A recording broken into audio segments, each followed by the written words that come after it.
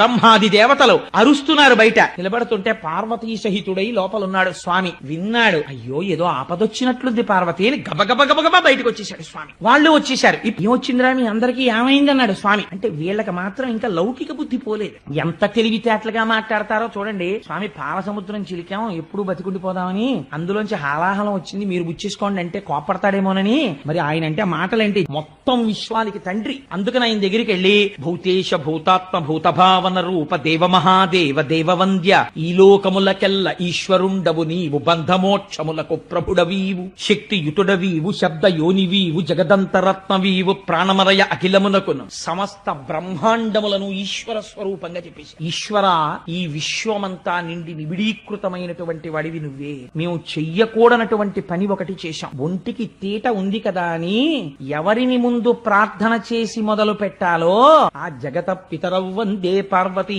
పరమేశ్వరవు వాళ్ళకి నమస్కరించలేదు, నేర్పాలి పాఠం అనుకున్నాడు స్వామి వీళ్ళకి. అందుకని ఏమైంది, ఇప్పుడు వెళ్లి చెప్తున్నారు భుజశక్తి వెళ్లి ఆ మందర పర్వతాన్ని పెట్టి చిలికితే అమృతం రాలేదు స్వామి, హాలాహలం బుట్టి లోకాల్ని కాల్చేస్తోంది, అది నువ్వు ఏమనుకోకు, ఇలా అన్నామని నువ్వు బుచ్చేసుకో స్వామి అన్నారు. అని పైగా ఓ మాట చెప్పారు, నువ్వే భూత భవిష్యత్ వర్తమాన కాలముల రూపంలో ఉంటావు, నువ్వే బ్రహ్మ విష్ణు మహేశ్వర రూపంలో ఉంటావు, నువ్వే సృష్టికర్త స్థితికర్త ప్రళయకర్త రూపంలో ఉంటావు. అందుకని మూడింటికి ఆధారమైనటువంటి మూల పురుషుడు కనుక ఈశ్వర నువ్వు పుచ్చేసుకో. మనిషి ఎంతసేపు నేను విష్ణు భక్తుడని శివుణ్ణి ద్వేషించడమో, శివభక్తుడని విష్ణువుని ద్వేషించడమో చేస్తాడు. ఎప్పుడు శివానుగ్రహం కలుగుతుందో అప్పుడు ఉన్నవి మూడు లేవు, ఒక్కటే ఉంది, మూడుగా కనపడుతోందని జ్ఞానం వస్తుంది. ఇది పాలనయనా, మూడవ కన్నున్నవాడా నువ్వు ఆ జ్ఞానం ఇవ్వాలి. ఈశ్వర నువ్వు మాత్రమే మమ్మల్ని రక్షించాలి, ఈ హాలాహలాన్ని నువ్వు పుచ్చుకో అన్నారు. అందుకని శంకరుణ్ణి లోకములకు తండ్రి అని పిలిచారు.